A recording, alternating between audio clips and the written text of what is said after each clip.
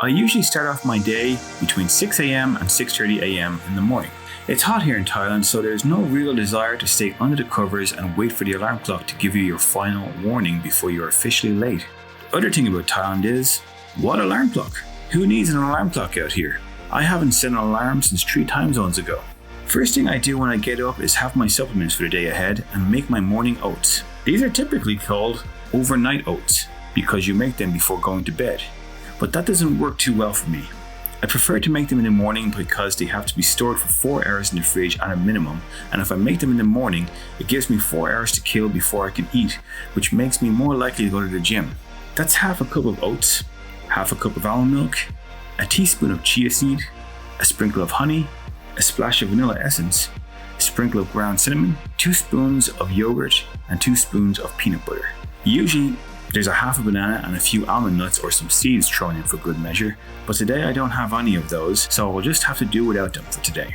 By 7 a.m, I am usually sitting down drinking my first cup of coffee for the day, which is a dairy-free, low-fat coffee by a company called MPM, Happy Coffee, and I will have a protein shake made by the same company. While enjoying both, I will chill for a little while and talk with my lovely lady. This is usually between 7 a.m. and 8 a.m. After I've had my morning coffee and protein shake, I will make the long, arduous journey down to the 6th floor, where the gym is located. This is usually between 8 a.m. and 10 a.m. My workout session is usually about 90 minutes long. I do 24 minutes on the treadmill, 24 minutes on the cross trainer, then I do 3 sets of reps on each of the gym machines, the leg press, chest press, the lat press, and I do the same with the 15 and 20 kilogram dumbbells. I finish off my session with 60 sit-ups. Once the workout is done, I will go outside and have a dip in the pool, mostly just to cool down. I am not a very good swimmer, so I don't do laps too often. After all of that, I'm back up to the condo to have a shower and to relax for a little while until 11 a.m, and then I will enjoy my recently prepared overnight oats, which have been in the fridge since 7 a.m, exactly the 4-hour requirement. While I've been in the gym working hard, my lovely lady will have gone to the fresh fruit and vegetable market and picked up some fresh fruit to accompany my oats. Usually I get some apple, dragon fruit and papaya, but today, as I didn't have my banana, she also picked up a banana and sliced up some banana and put it into the bowl for me. Oh, bless her. I will spend another hour enjoying my breakfast and a cup of tea. If it's Tuesday or Thursday, my lovely lady will be there to keep me company. If it's Monday, Wednesday or Friday, she will be in work. So that brings us up to noon. This is the time that I will leave to go do some work. I usually go to a place like Starbucks and there are several options available.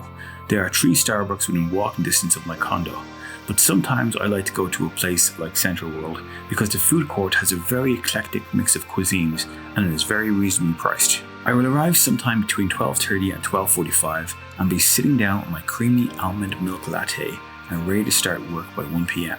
The beauty of this is that so far I have made and enjoyed a breakfast that requires 4 hours preparation time.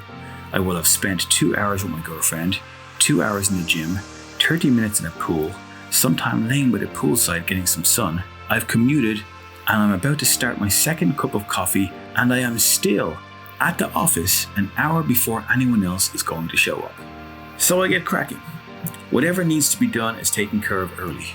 My clients usually only start calling me about noontime during their working day. That will be 6 p.m. here. That gives me 5 hours to get through everything I need to do before I start taking calls and talking my clients through what I'm going to do this week. By 4 o'clock, I start feeling a bit peckish and I will take a break from the workload and make my way up to the top floor where the food court is located. I usually get a 200 baht dining card and have 1 or 2 meals depending on how hungry I am. The Thai noodle dishes are very tasty and pack a lot of flavour, but can be very low in the quantity of meat and carbs that they offer. Sometimes I want 2 dishes to keep me going until I get back to my condo later that night. Once lunch is over, I go back to Starbucks and work until 6 o'clock, then make myself available until 7 o'clock for the inevitable phone calls that will follow. My girlfriend usually finishes work by 6:30 p.m. and she will either meet me in Central World and we will go to a restaurant for dinner, or we will both go back to the condo and she will cook something. So, just got my meal here. So it's a, oh no, I didn't even open it yet.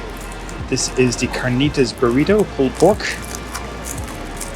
I'm at Sunrise Tacos, which is kind of like owned by, it's owned by the guy who owns the Bangkok, well, sorry, not owned, but runs the Bangkok charity foundation that I volunteer at, so I try and give them as much business as possible. Open this.